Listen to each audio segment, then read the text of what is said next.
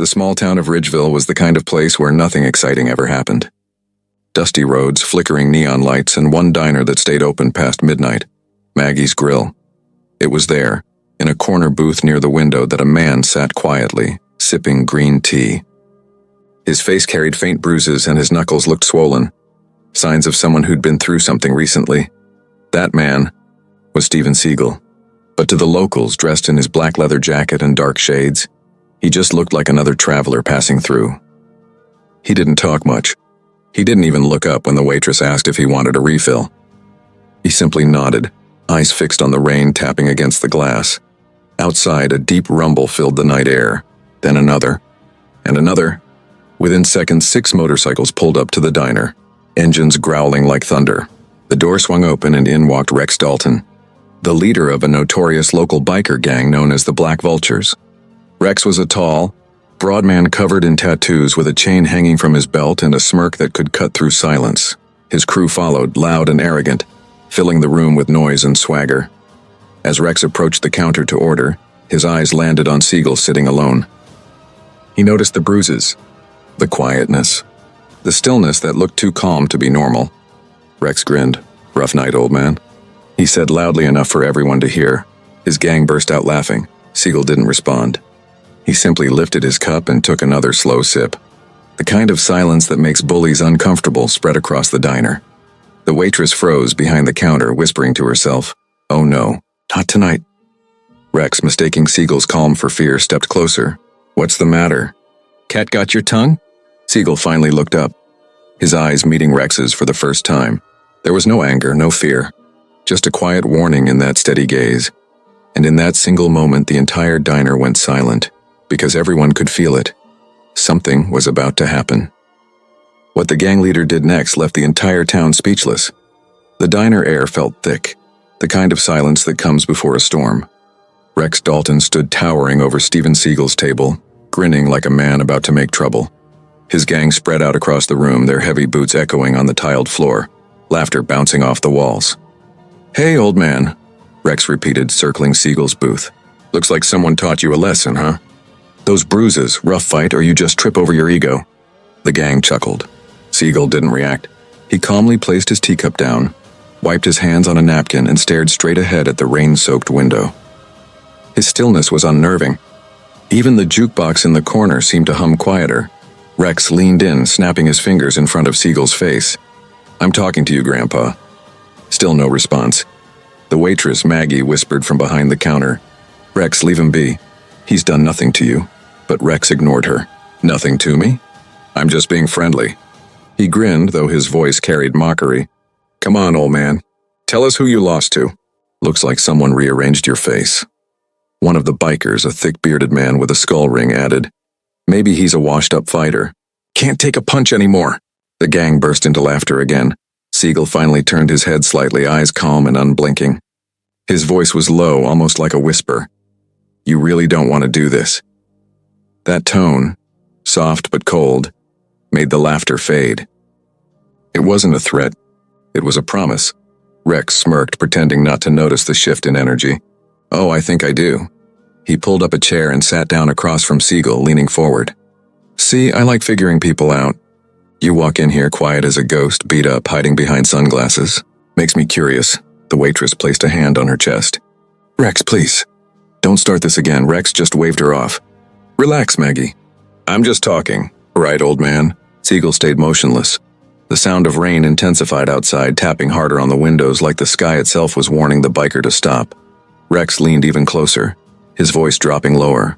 "You see, this is my town, and I don't like people walking in here thinking they're above us. So you either tell me what happened to your face, or I might help you get a few more bruises." For a split second, Siegel's eyes shifted toward Rex, sharp, focused, deadly calm. "Son," Siegel said softly, "you should walk away." Those 5 words made the entire diner hold its breath. The gang leader tilted his head, feigning confusion. "Walk away? From what, you?" He chuckled, leaning back. "You talk like you're some kind of big shot." He raised his voice for the room to hear. "Hey, everyone. The old man wants me to walk away. Maybe we should listen. Maybe he's dangerous." His gang laughed again, but not as loud this time. Something about Siegel's composure was unsettling even for them. Siegel finally stood up, slowly, smoothly, the kind of movement that doesn't waste an ounce of energy. He towered over Rex not by height but by presence. His posture was relaxed, yet it carried the weight of authority. Rex's grin faded just a bit. "What's this? You gonna hit me, huh?" "No," Siegel said quietly. "I'm going to finish my tea." The waitress tried to step in, voice trembling. "Rex, let him go, please." But Rex's ego wouldn't let him. He stood too, nose to nose with Siegel. "You don't tell me what to do in my town." Outside, the bikers' engines still rumbled, thunder mixing with the storm. Inside, every soul in the diner could feel the tension rising. Siegel's bruised knuckles flexed as he adjusted his jacket sleeve. A small movement, but the kind that sent shivers down Rex's spine. "Last chance," Siegel murmured, "before this gets bad." Rex forced a laugh to hide his unease. "You don't scare me, old man." "You're all talk." But everyone watching could see it. Rex was scared. He just didn't know why yet. The waitress backed away, whispering under her breath, "Please, God, not again." A teenager sitting near the window quietly took out his phone and started recording. Another whispered, "This is gonna go viral." The storm outside roared louder, lightning flashing across the sky as if nature itself braced for impact. Rex took a step closer, his hand twitching toward his belt chain. The entire diner went still. Siegel didn't move, didn't blink, just stood there like a statue made of calm and control. Then, softly, almost as if speaking to himself, he said, "Some people never learn." Rex's smirk returned. "Oh, I'll learn, all right. After I teach you a—" But before he could finish, the door slammed open again. Another roar of engines outside and a few new faces walked in. Locals who knew Rex froze when they saw what was about to happen. And that's when the story took a turn the entire town would remember forever. Have you ever seen someone underestimate the wrong person? Comment below and tell us which country and city you're watching from. We love hearing where our viewers are tuning in. The diner lights flickered as thunder rolled across Ridgeville. Outside, rain lashed against the windows, blurring the neon sign that read Maggie's Grill. Inside, the atmosphere had turned electric, a storm of its own brewing between Steven Siegel and Rex Dalton. Rex stood inches away from Siegel now, close enough to see the faint reflection of his own face in Siegel's dark glasses. "You think you're some kind of tough guy, huh?" he sneered, his voice rising with every word. Siegel didn't flinch. His calmness was almost eerie, the calm before something violent and unstoppable. The other bikers circled, smirking, tapping their boots on the floor, ready for their leader to make the first move. One of them muttered, "Come on, Rex, teach this old man a lesson." But deep down, even they could feel something wasn't right. Maggie, the diner owner, whispered to her cook, "Call the sheriff, now." The cook hesitated, eyes darting between the men. "You think it's gonna get that bad?" Maggie nodded grimly. "Worse." Rex slammed his palm down on Siegel's table, rattling the cup. "Talk to me, old man." "Or are you too scared?" Siegel turned his head slightly, his voice low and even. "You mistake silence for weakness. That's your first mistake." The gang laughed again, but their laughter didn't feel as confident this time. The waitress, frozen near the counter, whispered, "He's warning you, Rex, don't push him." Rex ignored everyone. His pride was bigger than his sense. "You don't walk into my town, sit in my diner, and talk down to me." He leaned closer. "You're done." Before anyone could react, Rex shoved Siegel's shoulder hard. The sound of his leather jacket creasing cut through the silence. The crowd gasped. The kind of sound that happens when everyone realizes the line has been crossed. For a brief moment, Siegel still didn't move. His hands stayed at his sides. His head tilted slightly as if he were still giving Rex one last chance. But Rex wasn't smart enough to take it. He pushed again. "What's the matter, huh? Gonna cry?" Siegel finally looked up, slow, deliberate, unbothered. And in that instant, something in Rex's chest tightened. He couldn't explain it, but his instinct screamed, "You just made a terrible mistake." "You talk too much," Siegel said softly. The words hit harder than a punch. Rex clenched his fists. "I'll shut you up." He swung, but before his hand even got close, Siegel moved. Not fast in a flashy way, but efficient, controlled, precise. 1 second, Rex was standing. The next, his arm was twisted behind his back and he was bent over the table, gasping in shock. The room froze. No one even saw what happened. Rex tried to struggle, but Siegel's grip was like iron. Calmly, without anger, he said, "Don't do that again." The other bikers took a step forward, but Siegel's eyes snapped toward them, a single look that made them stop dead in their tracks. "You boys should learn to read a room," he said, "before the room reads you." He released Rex, who stumbled back, red-faced and furious. You broke my arm," he shouted, though nothing was broken, just his pride. Siegel sat back down, poured himself another cup of tea, and said quietly, "You're lucky I'm tired." The silence in the diner was deafening. The biker stood frozen, not daring to breathe. Then one of them muttered under his breath, "Boss, maybe we should go." Rex glared at him, eyes burning. "No one leaves until I'm done." He turned back to Siegel, clutching his sore arm. "You think you're some kind of hero? You think you can humiliate me?" Siegel replied evenly, "You humiliated yourself." The words landed harder than any punch could. Rex's jaw tightened, but before he could say anything else, a faint sound broke the tension. Applause. A man sitting at the back of the diner, who'd been silent until now, clapped his hands once. Then another joined in. Within seconds, half the diner was applauding Siegel's composure. Phones were recording. Cameras flashed. The internet was about to explode. Rex looked around, realizing too late that he'd just become the fool in his own town. His pride shattered. He muttered something under his breath and stormed toward the door. But before leaving, he turned one last time. "This isn't over," he growled. Siegel didn't even look up. "It is for you." The gang filed out, their engines roaring back to life in the rain. But no amount of noise could cover the sound of Rex's humiliation. Maggie approached Siegel cautiously. "You all right, sir?" Siegel nodded. "I've been through worse." She gave him a soft smile. "Well, whatever that was, thank you for not tearing my diner apart." Siegel chuckled faintly. Violence is only a tool when words stop working. He stood, slipped a few bills on the counter, and headed for the door. But as he walked into the rain, something told him the night wasn't over. Not yet, because behind him, back inside the diner, Rex's men were whispering, plotting, and one of them muttered, "He's gonna regret that." The storm outside cracked with lightning, and Steven Siegel disappeared into the shadows. If you were sitting in that diner, would you step in or stay quiet? Type your answer in the comments, and tell us why. Rain hammered the streets of Ridgeville as Steven Siegel walked calmly down the dark road, his boots splashing in shallow puddles.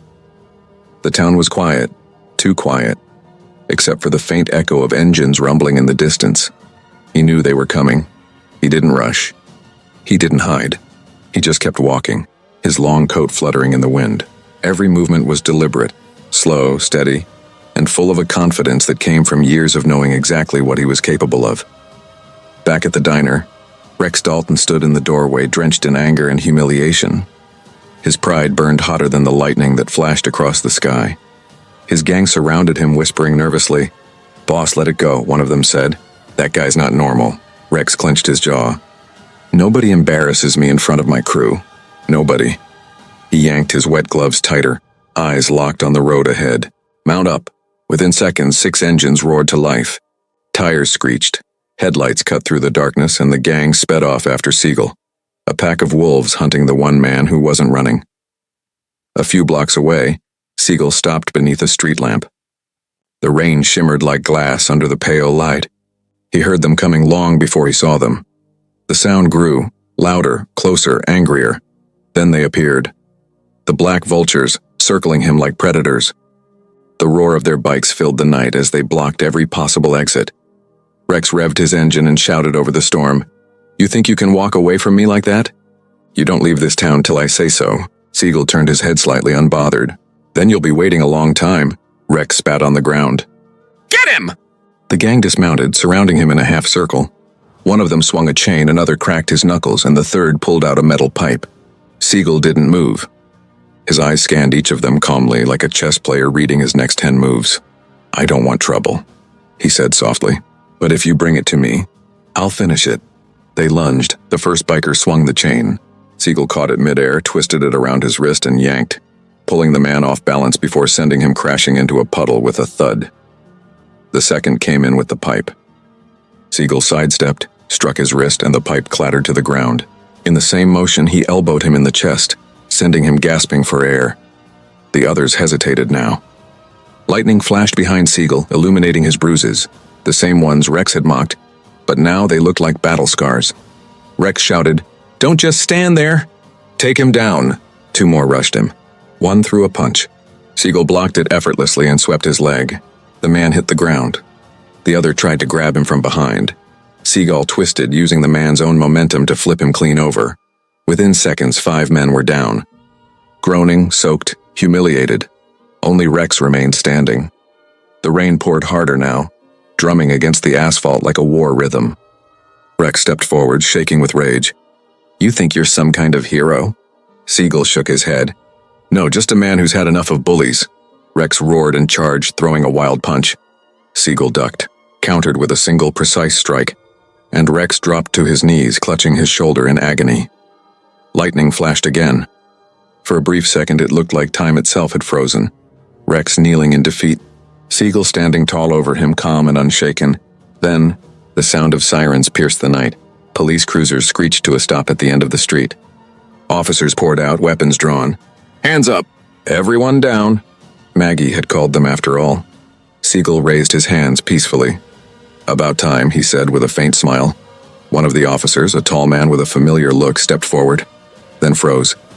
"Wait, that's Steven Siegel." The entire scene shifted in an instant. Officers looked at one another in disbelief. The same man who'd once trained military units, the Hollywood martial artist himself, standing there in the rain, surrounded by defeated bikers. Rex's jaw dropped. "Steven Siegel?" he muttered, realization crashing over him like a wave. Siegel simply nodded. "Next time, think before you judge a man by his silence." The crowd that had gathered from nearby shops began cheering, phones held high, recording everything. Rex's men looked down, ashamed. The once feared gang now looked like scolded schoolboys standing in the mud. An officer approached Siegel and said respectfully, "Sir, are you hurt?" Siegel shook his head. "Only my tea got cold." Even the officer cracked a smile. Rex, humiliated beyond words, was handcuffed and led to a police cruiser. His gang followed, muttering apologies. The storm began to fade, leaving behind a strange calm, like the town itself was exhaling relief.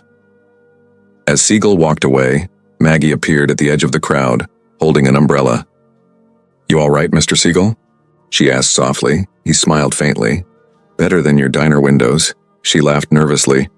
"You really showed them who's boss tonight." Siegel's tone softened. "No. I showed them what happens when people forget respect." He turned toward the horizon, rain dripping from his coat, and began walking again, vanishing into the night like a ghost the storm had carried away. If someone disrespected you the way Rex did, would you fight back or walk away like Siegel tried to? Comment below, I'm reading every answer.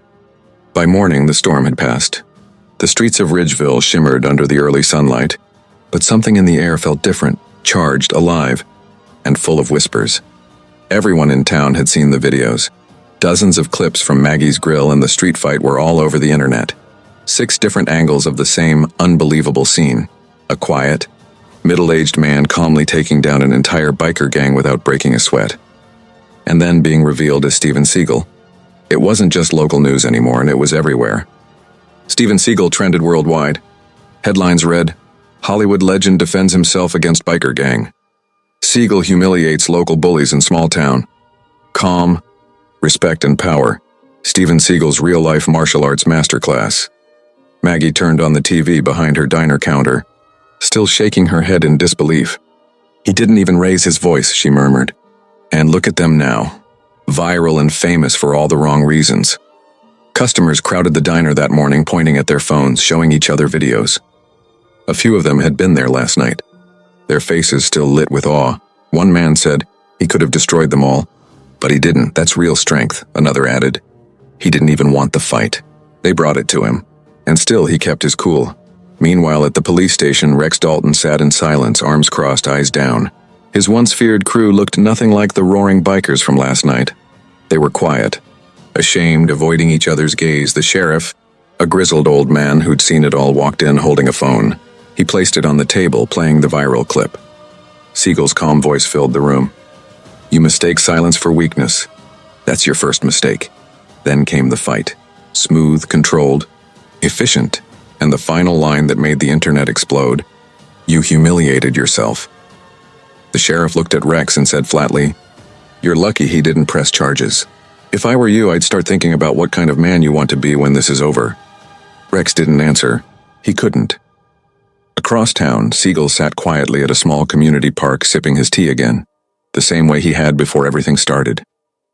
A reporter approached, camera crew in tow. "Mr. Seagull," she began cautiously, "the internet's calling you a hero. Some say you taught a lesson in humility the world needed to see. What do you think?" Siegel looked at her, his voice calm but steady. "I'm not a hero. I'm a man who believes in peace. But peace only exists when people respect one another. When they don't, sometimes you have to remind them." The reporter nodded, visibly moved. "Do you forgive them?" "The gang?" He took a slow breath. "Forgiveness isn't about them. It's about freeing yourself from anger. Those men weren't evil, just lost." The crowd watching the live broadcast fell silent.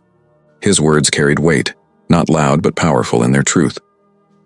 Later that day, Maggie closed the diner early. She walked to Siegel's table in the park, bringing him a fresh cup of tea. "On the house," she smiled. He chuckled softly. "You'll make me a regular." "You already are," she said warmly. "And Stephen," she paused, hesitating. "Thank you. Not just for last night, but for reminding this town what respect looks like." He gave a faint nod. "Respect starts small. One person, one moment. But it spreads like fire when people remember how much it matters." Behind them, a few locals began gathering, wanting to thank him too. People who'd seen the fight. People who'd watched it online. People who'd felt something shift after seeing a man choose restraint over rage. An old veteran said, "You gave that man every chance to walk away. You showed the kind of strength that doesn't come from fists." Siegel smiled gently. "That's the only kind that lasts." By evening, the story reached national news. Commentators praised his composure. Martial arts communities called it the ultimate real-world example of discipline. Parents showed their kids the video, saying, "This is how you stand up to a bully, with calm, not chaos." Even the governor tweeted, "In a world that glorifies aggression, Steven Siegel reminded us that true power lies in restraint." Rex and his crew were released later that night. The sheriff made them sign community service agreements, rebuilding parts of the town park they'd once vandalized. Rex didn't argue. He didn't speak. For the first time in his life, he looked humbled. The next morning, Maggie found Siegel sitting in his usual spot again. She smiled, setting his tea on the table. "Guess what?" she said. "The mayor wants to name a community program after you. Something about self-discipline and respect for youth." Siegel chuckled softly. "That's good. Maybe it'll reach the right people." Maggie nodded. "And what about you? Staying in Ridgeville?" He stood slowly, stretching his shoulders. "No, I've got miles to go." As he walked away, the sun broke through the clouds, golden light spilling across the town that would never forget the night Steven Siegel taught them what quiet strength really looked like. What do you think was Steven Siegel's greatest moment? The fight or his forgiveness afterward? Drop your answer in the comments below and tell me why. A week had passed since that stormy night. Ridgeville had gone back to its quiet rhythm, or at least it tried to.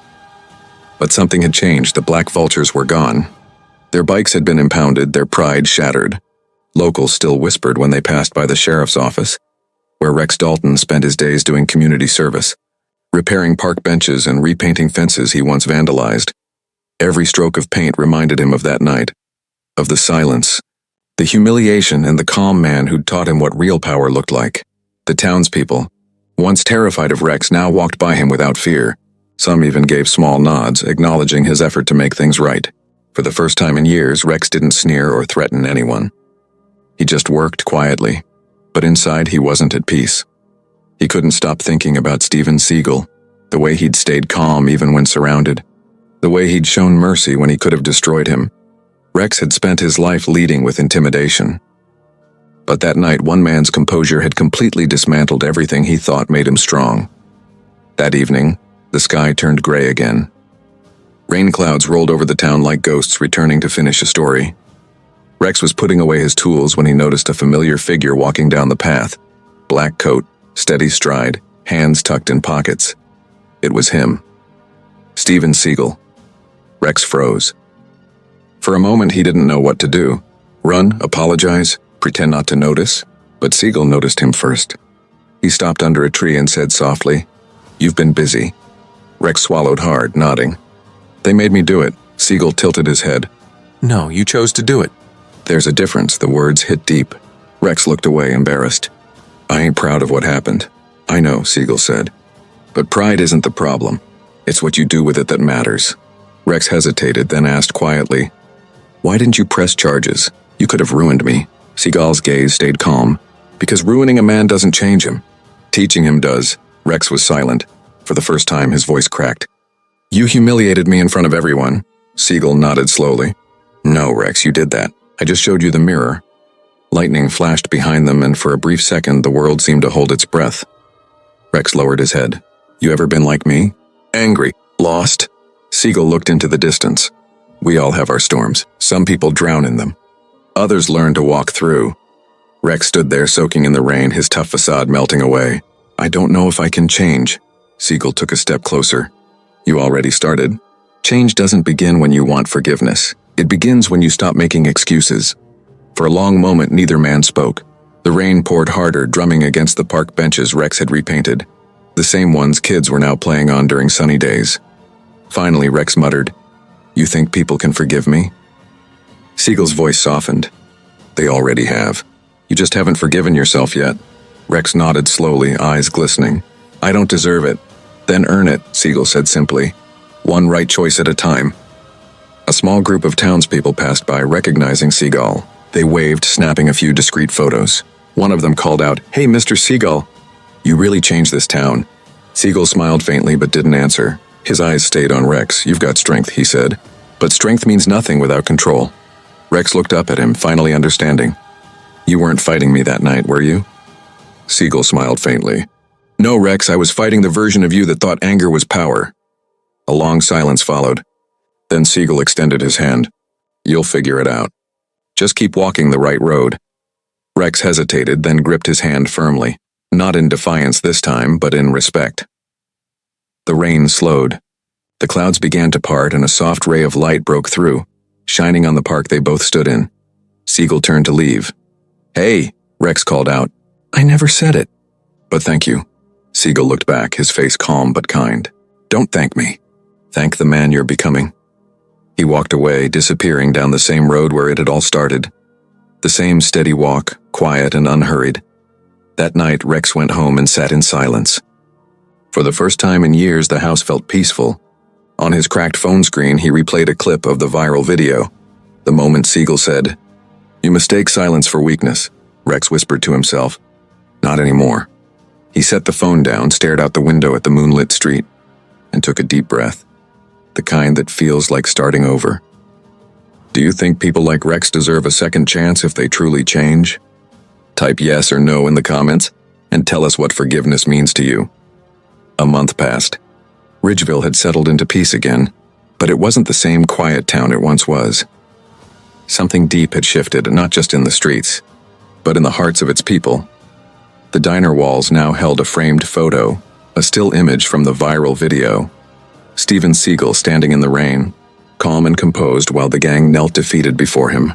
Below it, a small brass plate read, Respect is stronger than fear.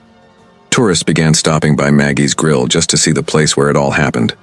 But Maggie didn't tell the story for fame. She told it as a lesson. He didn't yell, he didn't boast, she'd say. He just stood for what was right. That's power, not fists, but dignity. The town adopted that spirit. People started treating each other with a little more patience. The sheriff organized youth workshops on discipline and respect, using Seagull's video as a teaching tool. Even schools added it to their moral science classes. The storm that once brought chaos now left behind peace. One morning, Rex Dalton stood outside the community center, freshly painted with a new sign, the Ridgeville Respect Program, inspired by Steven Seagull. He wasn't the same man anymore. His leather jacket was gone, replaced with a plain work shirt and clean jeans. His tattoos were still there, but they no longer screamed rebellion. They told a story of survival. He spent his days helping kids fix their bikes, teaching them what he wished he'd known earlier, that real strength isn't about domination, it's about control. One of the boys looked up to him and asked, Mr. Rex, is it true you fought Steven Seagull? Rex paused, then chuckled softly. No, he said. I fought myself. He just helped me win. The boy smiled, confused but inspired. Did it hurt? Rex nodded. Every good lesson does. Later that day, Maggie walked up holding a letter. It's for you, she said. Came from out of town. Rex opened it carefully. Inside was a short handwritten note. Rex, glad to see you found your path. The world needs more men who can learn from their mistakes. Keep walking forward. SS Rex folded the note with a faint smile. He didn't need anything else, not an apology, not forgiveness. Just that single message was enough. He looked toward the road leading out of town, the same one Seagull had walked down that night. For a moment he could almost see him again, that calm silhouette disappearing into the rain. Good luck out there. Old man, Rex whispered. That evening, as the sun dipped below the horizon, the whole town gathered at the park for a small community event. The mayor stood on stage holding a microphone. Tonight we celebrate something special, he said. Not a fight, not a viral moment, but a lesson that reminded Ridgeville who we really are. He paused, glancing toward Rex in the crowd. We all have storms inside us, but sometimes it takes one man's calm to show us how to stand through them. The crowd erupted in applause. Children waved small banners reading respect. Maggie clapped from the front row, tears glistening in her eyes. Rex looked up at the sky, clear now. No thunder, no lightning, just peace. Somewhere far away, Steven Seagull drove down an empty highway, his car slicing through the open country. The radio was quiet, save for a single news clip replaying his story once more. In a world full of noise and anger, one man reminded us that silence and composure can be the loudest form of strength. He turned the radio off, smiling faintly. He wasn't chasing fame. He never had. He was just a traveler, leaving lessons behind in every town he passed. The road stretched endlessly before him, bathed in the golden glow of dusk. He whispered to himself, a line that seemed to belong to every chapter of his life. Respect isn't earned by fear. It's earned by character. And with that, Steven Seagull drove toward the horizon, disappearing into the fading light, leaving behind not chaos, but calm. Not enemies, but believers. If you believe respect is more powerful than fear, type respect in the comments. And don't forget to subscribe for more real stories of courage, change, and redemption.